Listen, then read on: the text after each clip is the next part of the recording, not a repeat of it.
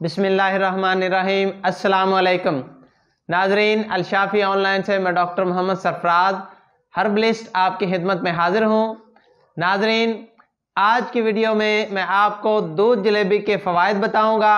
دودھ جلیبی کے فوائد جان کر آپ کے دل میں شوق پیدا ہوگا کہ آپ بھی دودھ جلیبی استعمال کریں اور فوائد اٹھائیں۔ تو ویڈیو شروع کرنے سے پہلے آپ سے گزارش ہے کہ ہمارے چینل الشافی آن لائن کو سبسکرائب کریں اور بیل آئیکن کا بٹن پریس کریں تاکہ ہر نئی آنے والی ویڈیو آپ تک بر وقت پہنچ سکے۔ ناظرین، ہم اپنی روزمرہ زندگی میں جلیبی بھی استعمال کرتے رہتے ہیں گاہے بگاہے، اور دودھ تو ہم ڈیلی پیتے ہی ہیں، لیکن جب جلیبی اور دودھ کا امتزاج ہو جاتا ہے تو اس کے فوائد جو ہیں وہ ڈبل ٹرپل ہو جاتے ہیں، اور اس کے فوائد جو ہیں وہ پورے جسم کو اور پورے جسم کے اعضاء کو ہوتے ہیں۔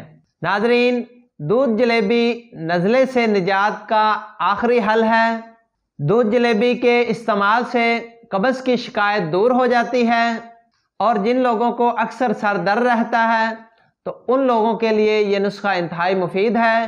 اس کے استعمال سے مستقل سر درد جو ہے یہ ٹھیک ہو جاتا ہے، اور یہ حافظہ کی کمزوری کے لیے انتہائی فائدہ مند ہے۔ یہ نسخہ دودھ جلیبی جو ہے یہ حافظہ کو تیز کرتا ہے، نظر کی کمزوری کو ٹھیک کرتا ہے، اور اینک سے نجات دلانے میں مدد دیتا ہے۔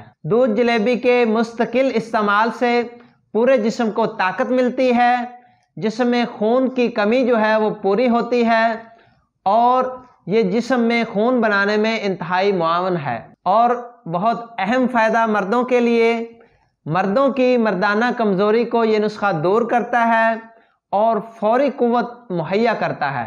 اگر ہم بستری سے 1 گھنٹہ پہلے دودھ جلیبی پی لیا جائے تو زبردست طاقت ملتی ہے، اور یہ مردانہ طاقت کے لیے شاہکار ہے۔ تو ناظرین، دودھ جلیبی بنانے کا طریقہ یہ ہے کہ عصر کے وقت آپ گرم گرم دودھ میں 1 پاؤ جلیبی ڈال کے رکھ دیں، تقریباً آدھا کلو دودھ ہو تو اس کو آپ 2 سے 3 گھنٹہ پڑے رہنے دیں، وہ نرم ہو جائے گی۔